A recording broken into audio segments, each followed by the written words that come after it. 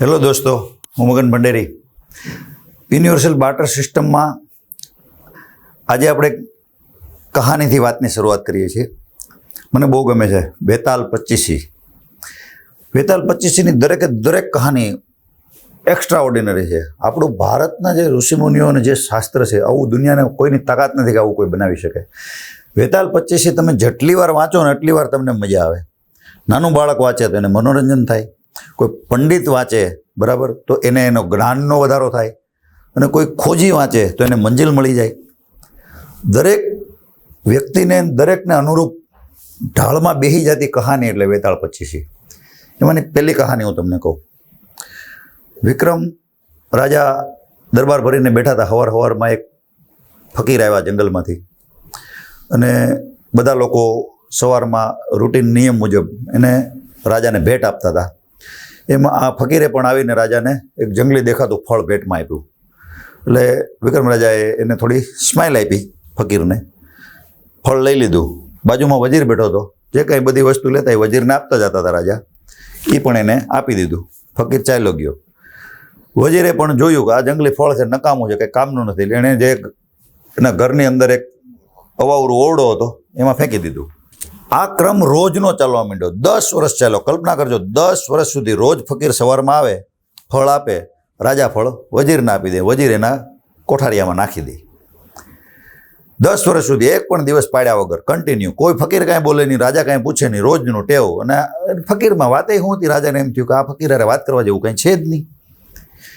એક દિવસ બનાવે એવું બન્યો કે રાજાનો પાળેલો વાંદરો બાજુમાં બેઠો હતો. ફકીર આવીને ફળ આપ્યું. એટલે વિક્રમ રાજાએ ફળ વજીરને દેવાને બદલે વાંદરાના હાથમાં આપી દીધું. વાંદરા તો હું જંગલી ફળ જોયું, ખાધું. ફળ તોડ્યું એટલે એની અંદરથી એક સુંદર મજાનો મોટો હીરો બહાર પડ્યો નીચે. રાજા અને વજીર બધા આશ્ચર્યચકિત થઈ ગયા કે આવો મોટો હીરો, આવો નાયાબ હીરો જોયો જ નહોતો જિંદગીમાં, ક્યાંય નહીં. હીરો ઉપાડ્યો. ઓહો. વજીરને પૂછ્યું બાકીના ફળ ક્યાં? એ કે કોઠારિયામાં નાખ્યા. દોડતા ગયા કોઠારિયામાં. જોયું તો બધા ફળ સડી ગયા હતા ને બધામાં હીરા ચમકતા હતા. આવા નાયાબ હીરા. કલ્પના કરો શું થાય. ફકીરના પગમાં પડીને કહ્યું, મહારાજ હું તમને ઓળખી ન શક્યો, પણ તમારું આવવાનું પ્રયોજન શું? એમ આ બધું થવાનું કારણ શું? એને વિક્રમ રાજાને એક કીધું, જે થયું એ ભૂલી જા, જે થવાનું છે એ ભૂલી જા. કારણ કે હવે તો આટલા હીરા આવ્યા એટલે તું આખા વિશ્વનો સમ્રાટ બની ગયો છે. કે આટલી સંપત્તિ કોઈ પાસે છે જ નહીં. પ્રેઝન્ટમાં તું શું કરી શકે ને એ જો. કે પણ હું તમે રોજ મને આપતા, એ કે હું કાંઈ જોઈ ન શક્યો, હું જાગી ન શક્યો. કે તું નહીં વિક્રમ, આખી દુનિયા સૂઈ રહી છે અને હજારો જન્મોથી સૂઈ રહી છે. એને હું જગાડવા જ આવ્યો છું. રોજ સવારમાં એક હીરારૂપી નવો તમને રોજ એક નવી શુભ આપવામાં આવે છે ભગવાન તરફથી. આ એક હીરો જ છે બરાબર. આ એક તમારે આને કઈ રીતની દિશામાં આગળ લઈ જવું, આ તમને તક છે. રોજ તક આપે ભગવાન, રોજ એક નવી તક આપે, અને એટલી નાયાબ તક આપે કે તમે કંઈક કરો એમ. પણ આપણે સૂતા રહેલા છે, ઊંઘતા રહે, આપણે કાંઈ કરતા નથી. તો એ પછી તો કહાની બહુ આગળ ગઈ અને વિક્રમ રાજા મહાણમાં ગયા અને વેતાળને ઉપરથી ઉતાર્યો ને એ ઘણું. પણ મુદ્દો આ પેલી જે કથાની શરૂઆત છે ને, કે જિંદગી તમને રોજ કંઈક નવું આપે છે, પણ તમે એને ઝડપી શકો છો કે નહીં એ તમારામાં છે. યુનિવર્સલ બાર્ટર સિસ્ટમ આની શરૂઆત આપણે કઈ રીતે થશે એ તમને સમજાવું. જો તમારે આની અંદર એન્ટર થવું હોય તો આના 2 જ ઓપ્શન છે. એક કે તમે આઈક્યુ ટેસ્ટ પાસ કરો. આઈક્યુ ટેસ્ટ પાસ થશો તો તમને એક ટિકિટ મળશે. ટિકિટ નંબર તમે એન્ટર કરશો એટલે તમને આનો એક જે આખો ગેમિંગ ઝોન છે, ગેમિંગ ઝોન એક એવો બનાવવામાં આવ્યો છે માઇન્ડલી, કે આ ગેમની અંદર જેમ જેમ તમે સ્ટેજ પાસ કરશો ને એમ તમારી અંદર કઈ શક્તિઓ રહેલી છે અને શું છે એ અમારી ટેકનિકલ ટીમ છે ને ખ્યાલ આવશે તમારામાં શું મટીરિયલ છે. આમાંથી અમે કોઈ પણ એવા ટેલેન્ટેડ વ્યક્તિઓને ચૂનવાના છીએ. બાકીનાનું જરૂર નથી એમ નથી, બાકીનાને બીજા કામમાં જોડશું બરાબર. પણ આવા જે લોકો આવશે અમારી સાથે અને જે આખું વર્લ્ડને બેટર બનાવવાની અમારી જે પહેલ છે સિસ્ટમ ચેન્જની, એનો અમે કઈ રીતે લોકો સુધી જલ્દીથી જલ્દી લાભ પહોંચાડી શકીએ એના માટેની. તો આની અંદર જે તમે જેમ પાસ કરતા જશો એમ તમને એની અંદરથી માઇનિંગ થશે, પૈસાનું નહીં થાય. આપણી જે જૂની પ્રાચીન સિસ્ટમ હતી, ફૂટી કોડી, પછી કોડી, આવી રીતના જે પૈસા અને રૂપિયા સુધી, બરાબર, દમડી, ઘેલા, પાય, પછી તો એને તમારે શીખવાનું છે ટ્રેડિંગ. માનો કે તમને અત્યારે 10,000 કોડી રિવોર્ડમાં મળી ગઈ, તો 10,000 કોડીને તમે કઈ રીતે ફેરવો છો? દમડી, એનાથી કોડીમાં, ફૂટી કોડીને કોડીમાં, કોડીમાંથી દમડીમાં, દમડીમાંથી ઘેલામાં, ઘેલામાંથી પાયમાં, પાયમાંથી પૈસામાં, આનામાં અને છેલ્લે રૂપિયામાં. તો આ તમને ફેરવતા આ થયું એક બિઝનેસ પ્રોપોગેન્ડા, જેને બિઝનેસ તમારામાં આવવો જોઈએ. એમ પ્રોપોગેન્ડા આપણે એના માટે નામ આપીએ છીએ કે આ કોઈ રિયલ વસ્તુ નથી. એટલે ફૂટી કોડીને તો હજારો વર્ષ થઈ ગયા, પૂરું થઈ ગયું.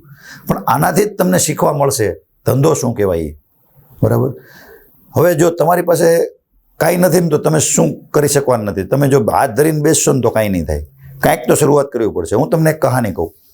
એક બહુ મોટા શેઠ હતા, એને 3 દીકરા, હજારોની સંપત્તિ, બધું ઓકે, અને 3 લોકો એક નંબરના આળસુ, કાંઈ ધંધો કરવો નહીં, કાંઈ નહીં. એના બાપાને બહુ વિચાર થતો કે હવે મારા મરી ગયા પછી શું થશે એમ. તો વિચાર કરતા ચિંતામાં એના બાપા મરી ગયા. આ લોકોએ ધીમે ધીમે પૈસા ઉડાડવાનું ચાલુ રાખ્યું. ફેક્ટરી, મકાન, ધંધા બધું વેચાઈ ગયું, દુકાનો બધું. ખાલી એક રહેવાનું મકાન રહ્યું, ઓનલી 3 ભાઈઓનું. ત્યાં રે, હવે આજીવિકાનું કોઈ સાધન નહીં. પણ એના બાપા હતા ને, એ એના ફળિયાની અંદર એક સરગવાનું ઝાડ વાવતા ગયેલા. હરગવો એવો જોરદાર, હરગવાની શીંગું ઝૂમે આવે 12 માસ, એક દિવસે ખાલી નહીં. આ લોકોનો પછી હવે ખબર પડી ખાવું હોય તો કાંઈક તો કરવું પડે, બધું ખૂટી ગયું. એટલે હવે શું કરે, શીંગું ત્યાંથી ઉતારે, રોજ વેચી નાખે, રોજના ખાવાના થઈ જાય, કાંઈ ચિંતા નહીં. રોજનું એક જ કામ, શીંગું ઉતારવાની. અને ફળે આ ઝાડે એટલું કૃપાપાત્ર કે રોજ શીંગું આપે, રોજ, એક દી ખાલી નહીં. એટલે એનું ખાવાનું હાલે 3 પરિવારનું. એમાં એક દિવસ એના પપ્પાના મિત્ર રોકાવા આવ્યા. બધી ચર્ચા કરી, વાત કરી, રાતે બધી ચર્ચા કરી કે ભાઈ તમારા પપ્પાને તો એટલું બધું હતું, બધું આ રીતનું વેચાઈ ગયું. પછી પૂછ્યું તો અત્યારે તમારું ઘર ગુજરાન કેવી રીતના ચાલે? કે તમે તો વેપારીનું લોહી કહેવાય, તમારામાં વેપાર તો લોહીમાં હોય. કે વાત બધી હાચી, પણ હવે અમારે કે આ જો ઝાડ છે ને, રોજની શીંગું ઉતાર લઈ અને રોજ ખાઈ પીને જલસા મારીને વાહવા જેવું. સરસ, સારી વાત છે. ઓલાને રાતે નીંદર ન આવી, એનો મિત્ર આવ્યો હતો ને એના પપ્પાનો, એને સવારમાં વહેલો ઉઠ્યો, કુવાડો ગોતી ઝાડને હટકાવી નાખ્યું રાતે 3 વાગે. રાતે વયો ગયો. સવારમાં ઉઠીને ઓલાએ જોયું તો મહેમાન નહીં, ફળિયામાં આવીને જોયું તો ઝાડ નહીં, ઝાડે કાપી નાખ્યું. 3 માથે હાથ દઈને મીંડે રોવા. હવે શું કરવું? કારણ કે હવે જે મેઇન જે આવકનું કોન્ફિડન્સ, જેને હતો કોન્ફિડન્સ કે આમાંથી અમારું ગુજરાન હાલ છે, એ જ કપાઈ ગયું. પછી 3 નક્કી કર્યો હવે આપણે બહાર જઈએ પરદેશ અને કમાઈએ ને કંઈક ધંધો કરીએ. કલ્પના કરો, 2 વર્ષ એ લોકો બહાર ગયા, કમાણા, અને જેટલું હતું 5 થી 10 વર્ષની અંદર એના પપ્પા કરતાં હવાયું એણે મેળવી લીધું. પછી પાછો ઓલાને સમાચાર મળેલા, પાછો આવ્યો એટલે પહેલાં તો એને ગાળું દીધી હતી, કાપીને વયો ગયો હતો. એટલે પછી એને પગમાં પડી ગયા.